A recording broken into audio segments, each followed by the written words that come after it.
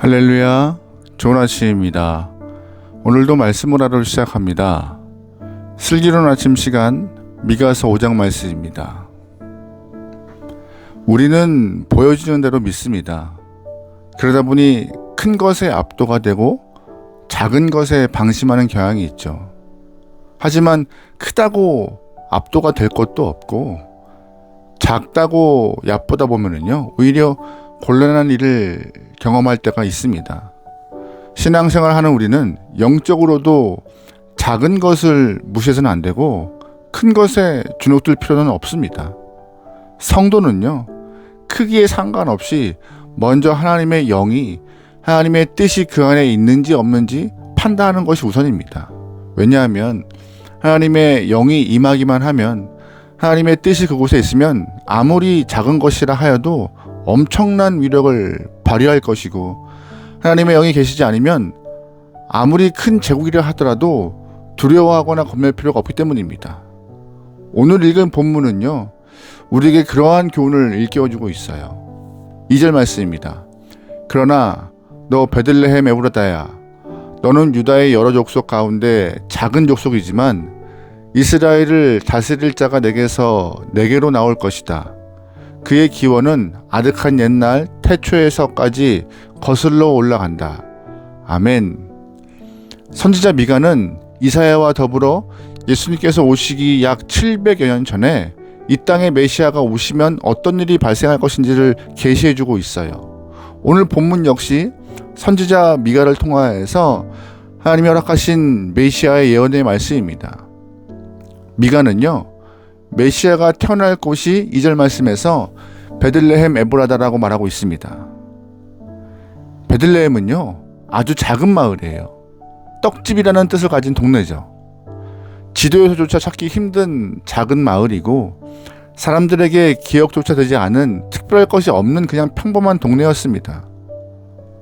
예루살렘과 로마와 같이 큰 도시와 비교가 안 될 만큼 작은 마을이 베들레헴이었고 보잘것이 없었죠. 그런데 작고 보잘것 없이 보이는 이 베들레헴에서 메시아가 탄생하셨습니다. 메시아가 탄생하심으로 인하여서 그 베들레헴이 유명한 곳이 되었고 많은 사람들의 입에 오르내리는 장소가 되었죠. 누구 때문에요? 예수님 때문에요. 베들레헴이 예수님을 품었기 때문에 유명해진 것입니다. 마찬가지예요. 우리도 각자의 자금과 부족함, 연약함 때문에 낙심할 때가 있지요. 그런데 그럴 필요가 없어요. 혹은 다른 사람과 비교해서 조금 낫다고 우쭐대거나 교만할 이유도 없습니다. 역시 그럴 이유가 없어요. 왜냐하면 우린 모두가 다 비슷비슷한 존재이기 때문입니다.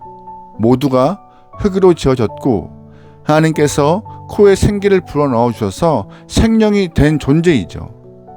누구나 아침에 일어나 저녁에 잠들고 누구나 하루 3끼 밥 먹고 누구나 시간이 흐르면 늙어가고 있습니다. 누구나 예외 없이 모두가 동일한 인생입니다.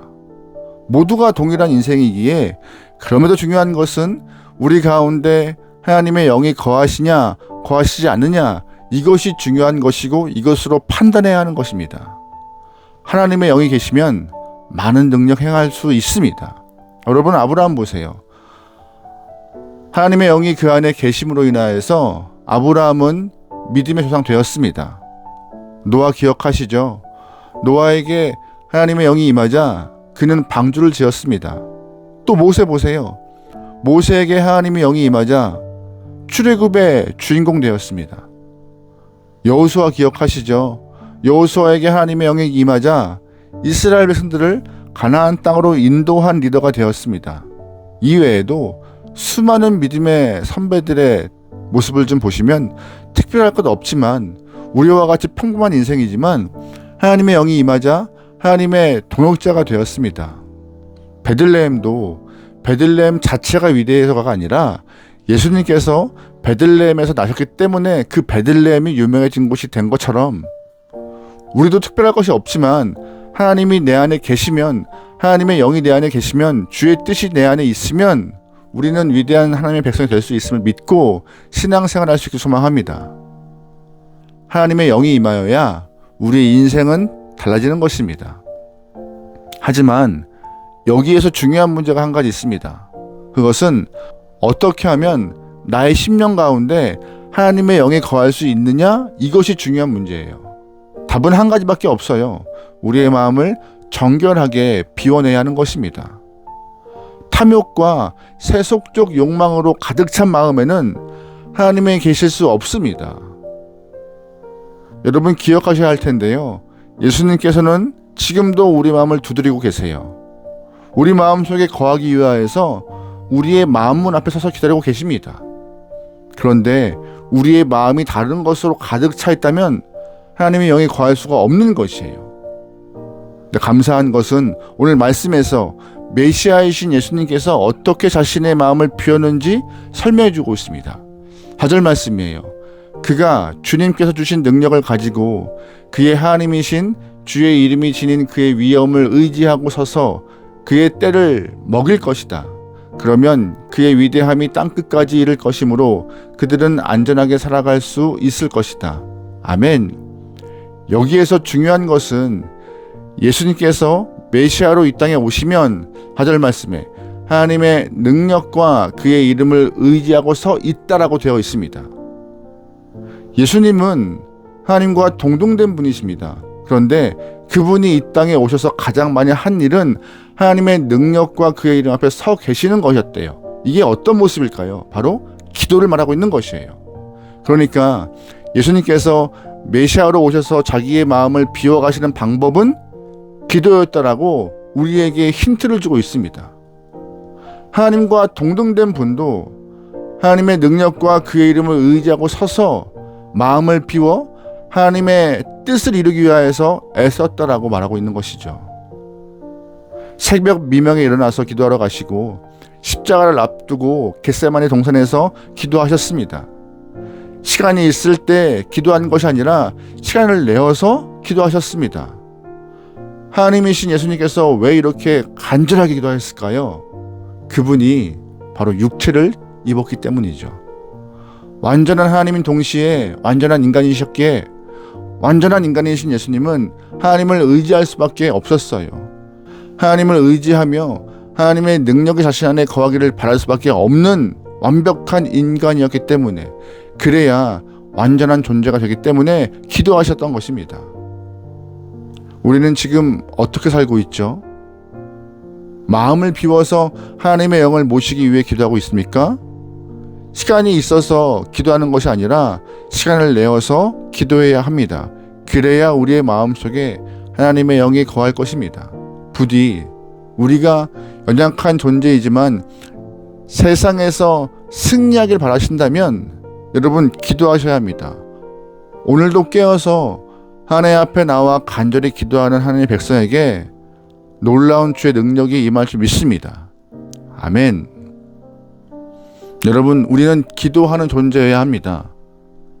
내 능력이 충만하다면 기도할 이유가 없습니다. 하지만 능력이 부족하고 모자라기 때문에 시시때때로 기도하여서 주의 능력을 덧입어야 하는 것이죠. 여러분, 기도하여서 주의 능력으로 이 땅을 살아갈 수 있길 소망합니다. 아멘. 여러분, 그런데 기도하고 구하는 영혼에게 주시는 놀라운 선물이 있어요. 5절 말씀입니다. 그리고 그는 그들에게 평화를 가져다 줄 것이다. 아시리아 사람이 우리 땅을 침략하여 우리의 방어망을 뚫고 들어올 때 우리는 7 목자 8 장군을 보내서 침략자들과 싸우게 할 것이다. 아멘. 메시아가 이 땅에 오셔서 하나님의 능력을 덧입기 위해 기도합니다. 간절히 기도하고 또 구합니다. 그러면 그분은 우리의 뭐가 되시는 거예요? 평강이 되신다라고 말하고 있는 것이에요. 평강이요. 아시리아, 즉 아수르로 대표되고 있는 이 악한 세력이 우리의 인생에 쳐들어올 때에 메시아이신 예수님께서 그들을 물리치시고 하나님의 백성들을 건지신다 약속하고 계십니다. 여러분, 질문 하나 드릴게요. 하나님을 의지하는 자가 받는 축복이 무엇일까요?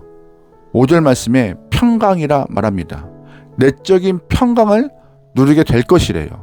거기다가 한 걸음 더 나아가서 우리는 타인들에게 평강을 선물할 수 있는 존재가 되는 것입니다. 요한복음 20장 보면은요, 예수님께서 부활하신 이후 제 아들을 찾아가서 만나시는 사건이 나옵니다. 그때 예수님께서 제 아들에게 하셨던 첫 번째 말씀은 평강이 있을지어다였습니다. 주님이 십자가에 달려 돌아가시고 나서 극도의 불안감에 시달려 문 닫고 있던 제 아들에게 예수님이 하셨던 첫 번째 마디가 평강이었어요. 예수님 자신이 평강인 동시에 예수님과 함께하는 자에게 평강 주시는 분이 우리 주님이십니다. 여러분, 그러기에 주님께 기도하고 주님과 함께하여 내적 평안함 또한 평안한 삶을 경험할 수 있는 귀한 영혼 되면 좋겠어요.